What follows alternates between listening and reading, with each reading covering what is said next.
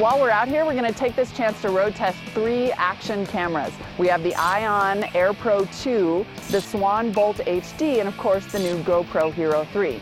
One of us will wear each of the cameras. We'll compare their ease of use, their image quality, their overall durability, and their general action Jackson awesomeness. So our model and tester for the GoPro Hero 3 is our producer, Sarah Harbin. It took us a while, but we figured out the mounting system for the helmet here. So we're just gonna snap this sucker on. You're kitted out. You're like a little GoPro model girl. Happy skiing. All right, I'm gonna test the Swann Bolt HD, and that actually has a pole mount. So Nick here is helping me outsmart the mounting system. We're gonna put it on the pole. And our PA/stuntman, Nick Henry, is gonna try out the iOn AirPro 2. He's the only one of us on a snowboard, so we actually get to try out the board mount. All right, let's get it protected. Whoa, don't screw it up.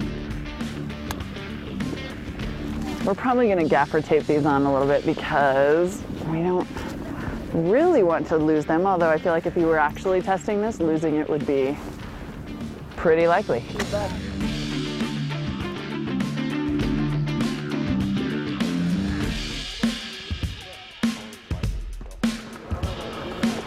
Yeah, whoa, God, no help at all.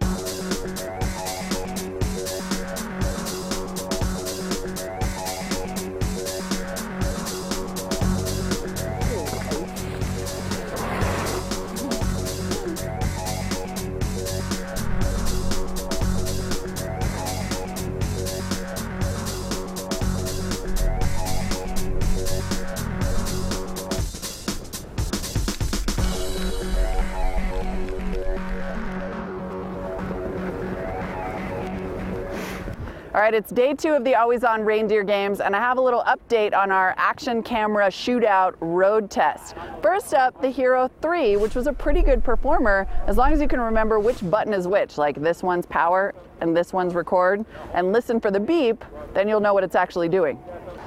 iOn AirPro 2 did not have a good day. You saw us mount and duct tape this thing to Nick's snowboard. The first run he took and the first fall he had, it popped right off, and the mount totally failed. The sticker didn't work. On top of that, this thing apparently froze. We couldn't stop it from recording, but then all the video it had was corrupted and wouldn't play.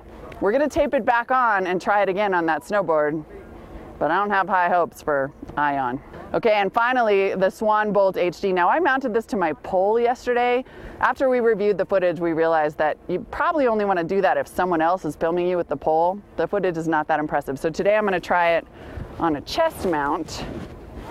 And we're actually going to be moving the GoPro from Sarah's helmet to a chest mount also, just for a little different video. But other than that, this performed pretty well. The video looks okay, except that it has this awesome 1980 style time and date stamp in the bottom. I'm sure there's a way to go into the magical settings on your TV and like change that, but we couldn't figure out how, and I think it's kind of funny, so we're gonna leave it.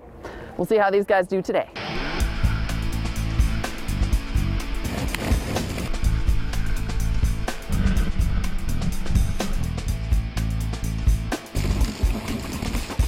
All right, it's time to review some of the footage from our action cameras. Right now we have the GoPro plugged in, and we know that GoPro, generally speaking, usually has pretty good video quality, but let's see. Let's open up one of these big guys.